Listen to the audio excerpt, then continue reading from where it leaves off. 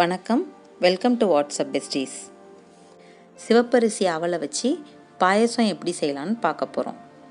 தேவையான பொருட்கள்: சிவப்பரிசி அவல் 1 கப், பால் 2 கப், வெல்லம் 1 கப், ஏலக்காய் 2, முந்திரி, நெய் தேவையான அளவு. அவலை ஒரு வாணலில் போட்டு நல்லா செவக்க வறுத்துக்கணும்.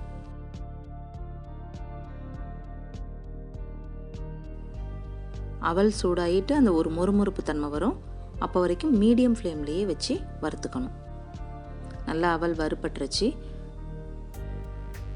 இப்போ இதை ஆற வச்சுட்டு ஒரு மிக்சர் ஜாரில் போட்டு 1-2 பொடிச்சுக்கணும். இப்போ இதை ரொம்ப பவுடராக ஆக்கிடக்கூடாது. இது போல் ஒன்றும் பாதியமாக இருக்கணும். ரவை மாதிரி இருக்கும். 1 கப் அவலுக்கு 4 கப் அளவுக்கு தண்ணியும் பாலும் கலந்து எடுத்துக்கணும். ஒரு பாத்திரத்தில் 2 கப் தண்ணி 2 கப் பால் சேர்த்து கொதி விடணும். பால் சூடாகி கொதி வரும்போது வறுத்து பொடிச்சு வச்சிருக்க அவலை சேர்த்து நல்லா கிளறி விடணும். அவல் பொதுவாக சீக்கிரமாக வெந்துடும். மீடியம் ஃப்ளேமில் வச்சு லேசாக கிளறி விட்டுட்டு இருக்கணும். அவல் நல்லா வெந்துருச்சு.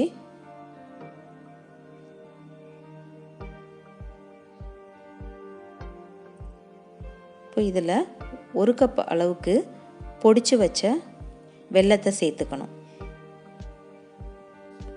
வெல்லம் கரைஞ்சா போதும், ரொம்ப நேரம் கொதி விடக்கூடாது, பால் திரிஞ்ச மாதிரி ஆகிடும். இப்போது 2 ஏலக்காயை தட்டி அதில் சேர்த்துக்கணும்.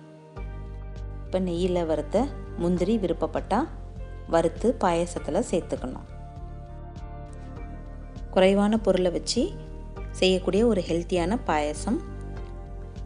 ட்ரை பண்ணி பாருங்கள். தேங்க்ஸ் ஃபார் வாட்சிங்.